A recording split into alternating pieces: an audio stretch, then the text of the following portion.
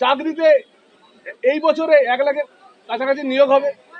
এটা একমাত্র ভারতীয় জনতা পার্টি পারে এবং আমাদের চিফ মিনিস্টার শুভেন্দু অধিকারীর নেতৃত্বে স্বপনবাবু আজকে যে বাজেট করলে তাদের অসাধারণ অসাধারণ অসাধারণ। এই বাজেট 100-র মধ্যে 100, 8 থেকে 80 প্রত্যেকেই বলবেন এই বাজেটকে ভালোবাসি। কখনো ভেবেছেন যে 33% মহিলাদের সংরক্ষণে চাকরিতে সংরক্ষণ হবে? বেগুনি শাড়ি কলকাতায় এসে আন্দোলন করেছে, কিন্তু মমতা বন্দ্যোপাধ্যায় আগের সরকার ঘুরেও তাকায়নি।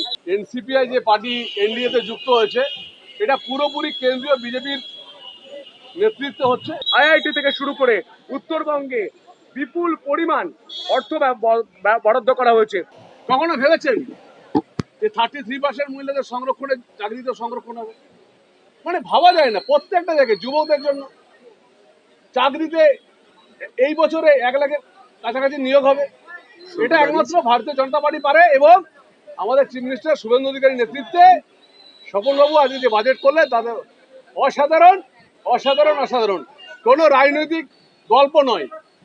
মমতাদি যে আমরা বাজেট আগে দেখেছি বিধানসভায়, আমি একজন বিধায়ক হিসেবে দেখেছি, ট্রেডমিলে যে বাজেট হতো মুখের কথায় কিভাবে টাকা আসবে কিভাবে টাকা যাবে সেই নিয়ে নয়, একটা গল্প শোনানো হতো।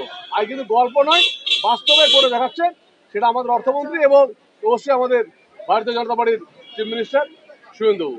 সমিতি তো একটা বাজেটের বাইরে একটা প্রশ্ন, বাজেটের বাইরে হচ্ছে 20 জন সাংসদ তৃণমূলের ইতিমধ্যেই তো মানে এনসিপিআইতে জয়েন করেছেন, বাকি 8 জন ওরা বলছে যে তাদের মধ্যেও কি কেউ যেতে পারে? আমাদের ভারতীয় জনতা পার্টিকে ধরে নেব, এনসিপিআই যে পার্টি এনডিএতে যুক্ত হয়েছে এটা পুরোপুরি কেন্দ্রীয় বিজেপির নেতৃত্ব হচ্ছে এবং কেন্দ্রীয় বিজেপি নেতৃত্ব কি করবেন সেটা কেন্দ্রীয় দল আমাদের ঠিক করেন। এনসিপিআই তারা তাদের দল, আমরা এই নিয়ে কিছু বলতে চাই না। আমরা রাজ্য বিজেপি নিয়ে কথা বলবো এবং আমরা মানুষের উন্নতির কথা বলবো। বাকিরা কি জয়েন করতে পারে? বাকি জয়েন করলো এনসিপিআই, তাদের একটা আলাদা পার্টি, আমাদের এটা দেখার বিষয় নয়। আমরা শুধু ভারতীয় জনতা পার্টির পশ্চিমবঙ্গ দিকটা দেখছি। বুঝতে পারবেন এই বাজেট কৃষকদের, এই বাজেট কৃষক থেকে শুরু করে জওয়ান এবং কিষানদের। এই বাজেটে পরিষ্কার বলা হয়েছে ধানের কথা, পরিষ্কার বলা হয়েছে আলুর কথা। এই বাজেটে বলা হয়েছে আমাদের যে পর্যটন মানচিত্রে ধর্মীয় স্থানগুলি রয়েছে, শক্তিপীঠ রয়েছে, তারকেশ্বর তারাপীঠ থেকে শুরু করে দক্ষিণেশ্বর থেকে শুরু করে প্রতিটা বিষয় বলা হয়েছে। শুধু তাই নয়, যে মেলাগুলি আগে খেলা মেলা করে দিয়ে বুঝিয়ে দেওয়া হতো, সেই মেলাগুলি কিভাবে মানুষের জন্য এবং মানুষের আর্থিক সাহায্যের বন্দোবস্ত হতে পারে সেটা দৃষ্টান্ত দেখানো হয়েছে।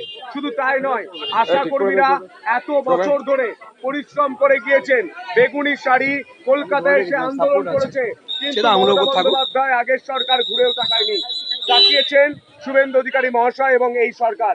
শুধু তাই নয়, পার্শ্ব শিক্ষকরা তারা এতদিন বঞ্চিত হয়েছেন, সেই পার্শ্ব শিক্ষকদের কথা বলা হয়েছে এই বাজেটে।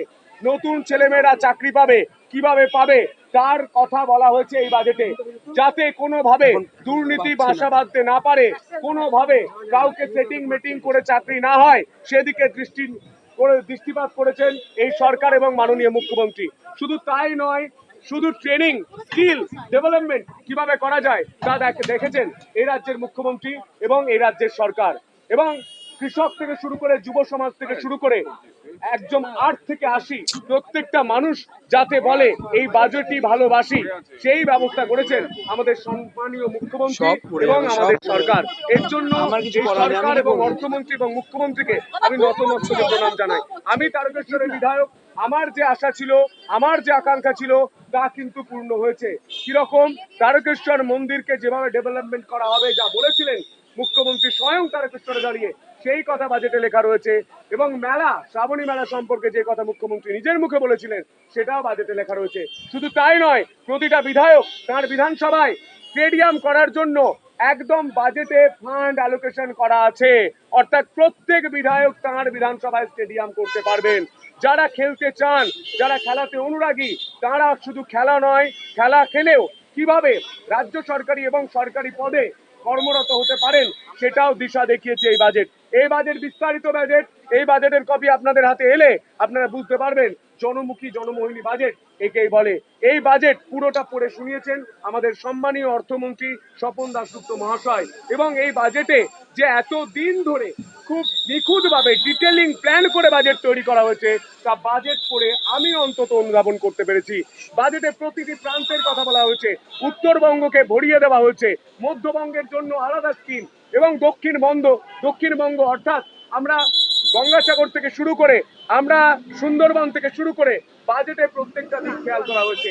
স্বাস্থ্য খাতে বিপুল অর্থ বরাদ্দ করা হয়েছে, বিভিন্ন এইমস থেকে শুরু করে বিভিন্ন হসপিটালের জন্য অর্থ বরাদ্দ করা হয়েছে, আইআইটি থেকে শুরু করে উত্তরবঙ্গে বিপুল পরিমাণ অর্থ বরাদ্দ করা হয়েছে।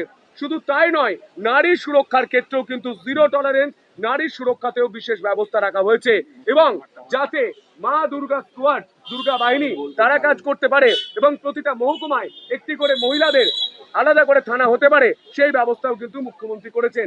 সব মিলিয়ে এই বাজেট 100-র মধ্যে 100, 8 থেকে 80, প্রত্যেকেই বলবেন এই বাজেটকে ভালোবাসি।